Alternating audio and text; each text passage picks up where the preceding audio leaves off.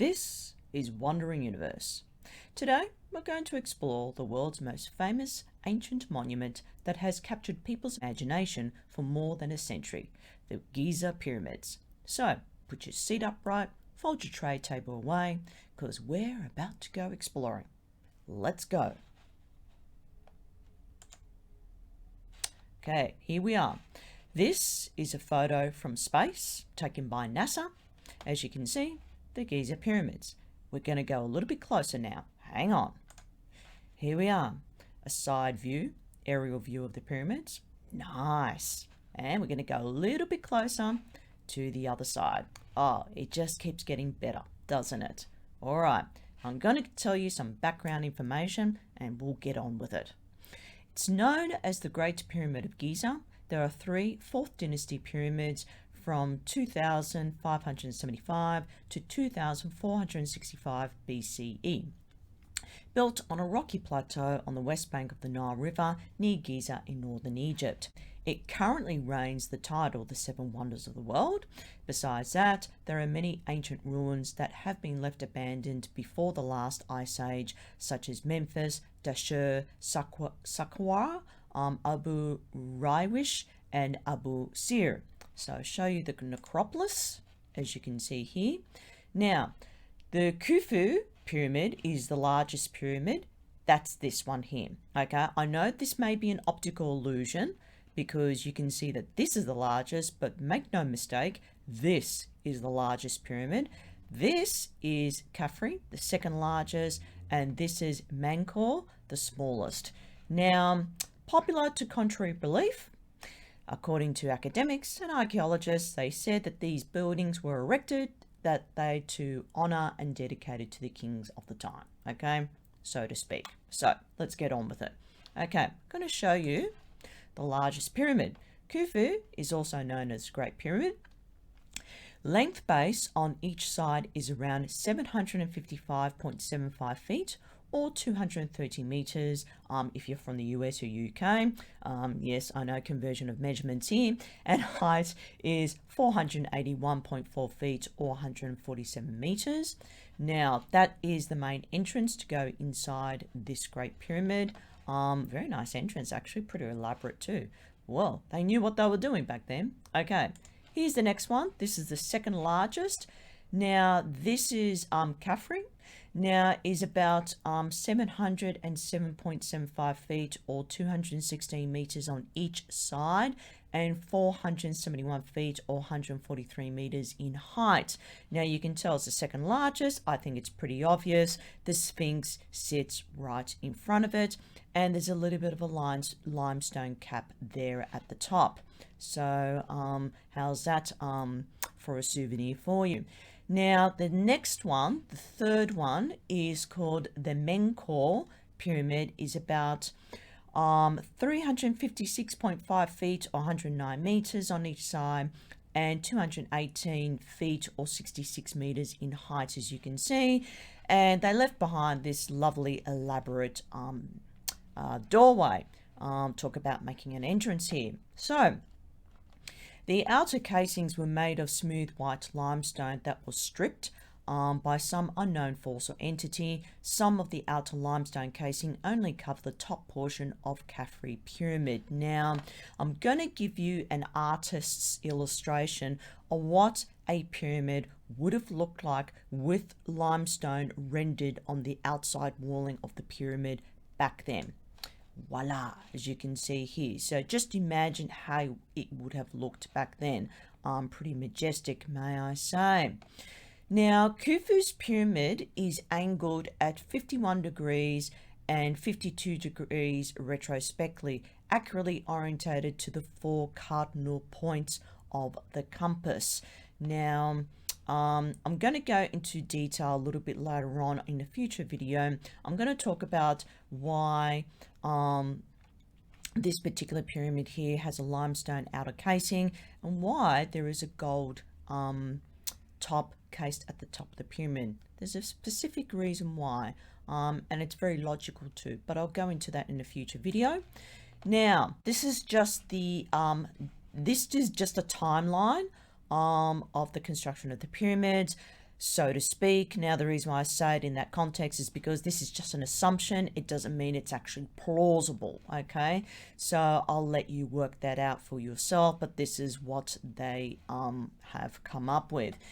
Now, the core is made of yellow dye type of limestone blocks, the outer casing almost gone, and inner passages are of finer light colored limestone, and interior chamber is purely out of granite blocks. Now, I'm going to show you, this is the diagram of the interior of the Great Pyramid. This is one of the chambers, should I say, within. Now, I'm going to talk in another video, future video, about the subterranean chambers that lie beneath this particular pyramid. Now, everybody says it's to do with religious rite of passage. I don't know what, but I'm going to go in a more practical and constructive look at why the subterranean chambers were built that way, so to speak. But I'm also going to look at why these chambers were built within the structure of this pyramid. And once again, there is a logical explanation to this, but I'll get into that into a later video. 2.5 million stone blocks were cut, transported, and assembled to build the 5.75 million ton structure. Whoa! The nearest quarry is almost about 500 miles or 800 kilometers away to hold 5 million tons of limestone and 8,000 tons of granite. Geez, that is a lot of work. The stone blocks were carried by boats, and on the Nile, and pushed across the desert with a machine invented for this purpose. What machine? Now, I don't know why these professionals, these historians, don't answer this question. I mean, I think it's just pretty obvious, don't you think? There is a machine that do carry these blocks. And I'll show you the modern machine that we use today that possibly, now this is hypothetically speaking, possibly used back then. All right. So just hold on to that thought for a moment. Now, here's a picture. This is a cargo crane at a shipping yard. Now, this ship has docked beside this this yard here. As you can see, this is a shipping crane, and it's lifting these containers, hauling it off of the cargo ship and leveling it onto this platform, as you can see here. So just imagine this is the wooden canoes. They've transported these limestone blocks. They used this type of crane, a wooden crane, used ropes. I'll tell you what type of tree later on in another video, that what sort of ropes came from a particular tree in order to lift these heavy limestone blocks, and would have hoisted it and landed them on this platform. And then they would have done this. They would have used some sort of forklift back then to hoist up, carry, and load it onto the back of this truck, for example. And I'll show you another one. This is another crane truck that would have done a similar job as well. And then you could imagine back then that they would have hoisted it, leveled it, placed it to the back of a sled, and then they would have just, dragged it for hundreds of miles to get to the actual construction site. That would have been like maybe a day or maybe a few days of work, give or take. So you can imagine what it was like back then. So to answer that question, I think it was those type of machines they used back then. Now, there are virtually no joints, not one nail or even cement in the masonry. Think of layering bricks with a slab of cement with a spatula and then lump it on top of the bottom brick. Now, this is the modern way we lay bricks. As you can see, there's the cement. We tap it in and we put it in, we lay the cement in between the gaps so there's no air or particles that get through it. So it's a solid constructed wall. Now, compare that, the way we do it, to how it was done back then. No nail, no cement, no joints, no gap filler, nothing. These blocks were hoisted, lifted, put into place very carefully, very neatly and very tight. You can't even slot a credit card in these gaps, right? That's how tight these walls are, okay? I'm not just talking about the exterior, I'm talking about the interior when you go inside. Now, you got to remember this photo is a modern photo of the outer wall of the Great Pyramid. You got to remember the reason why there's gaps here. You may think, oh, it doesn't look that way, but you got to supposedly it did look that way thousands of years ago. You got to take in consideration there's a lot of erosion here on these walls that have left a lot of open gaps over time. And don't forget, these pyramids were buried under sand halfway near the top of the pyramid back then when they were first discovered more than a century ago. So you got to give or take when it comes to the construction of these pyramids. Now, in this case, every single stone block was very carefully and perfectly slotted into place without any grooves, gaps, or even chipped edges. Now, every single stone block, including the interior layer of each pyramid, certainly made no room for error. Each block was were neatly stacked without a millimeter margin gap. These laborers back in the Egyptian Empire heyday were called bricklayers, or brickies in our terminology. Supposedly near each pyramid is a mortuary temple, but I just find it hard to grasp that theory. I mean, I just don't believe it myself. Neither would you. Now, this is a side view of the Great Pyramid here. Like I said, it looks slumpy, out of place. It doesn't look right. But like I said, if you go inside the interior of the pyramid, it's all slotted tightly in place, okay? No air, nothing can get through those gaps, okay?